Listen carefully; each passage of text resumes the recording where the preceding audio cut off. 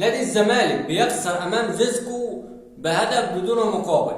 نادي الزمالك قلنا بعد الزمالك دايما بعد نشوة الانتصار والفوز الكبير على كهرباء الاسماعيليه كلنا عارفين ان نادي الزمالك هيبقى عامل زي البولونه يتنفخ وفي الاخر ينزل على الفاضي. نادي الزمالك بيخسر من حصيلة المجموعه بتاعته واضعف فريق في المجموعه ومن اضعف الفرق في البطوله نادي زيزكو اللي كسب الزمالك النهارده 1-0.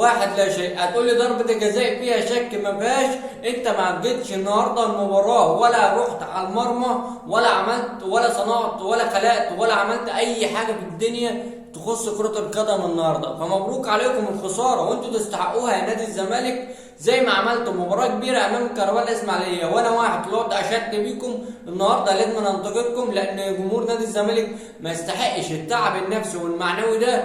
عارف انت لو بتلعب قدام فريق قوي وعملت وخسرت تبقى مبلوعة شوية، مش حصلت المجموعة فيه وانت يكسبك 1-0 وما تروحش 0 محاولات على المرمى. وفي لعيبه كتير جدا بتضيع مجهودها بسبب قله الامكانيات وضعف الامكانيات اللي موجوده معاكم في الكونفدراليه. كلنا عارفين مشاكلكم، كلنا عارفين ازماتكم، بس ما تعلقوش اخطائكم على الشماعه بتاعتكم. يعني ما تعلقوش اخطائكم، انتوا لعيبه جايه بملايين وبتقبضوا ملايين من نادي الزمالك.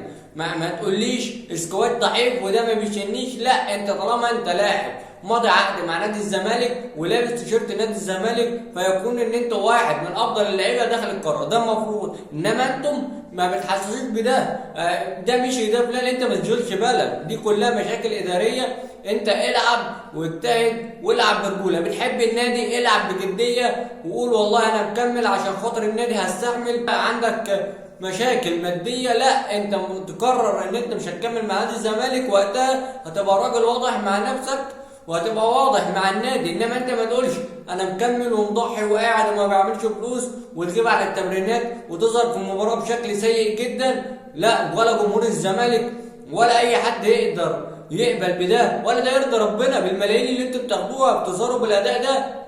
فحرام، جمهور نادي الزمالك يستحق اكتر من كده. وانتوا لعيبه المفروض جايين نادي الزمالك نادي كبير وتقبضوا بالدولار وفي منكم بيقبض بالجنيه المصري، فلازم تجتهدوا اكتر من كده وتسعدوا الجمهور الزملكاوي اللي يستحق منكم الكثير والكثير.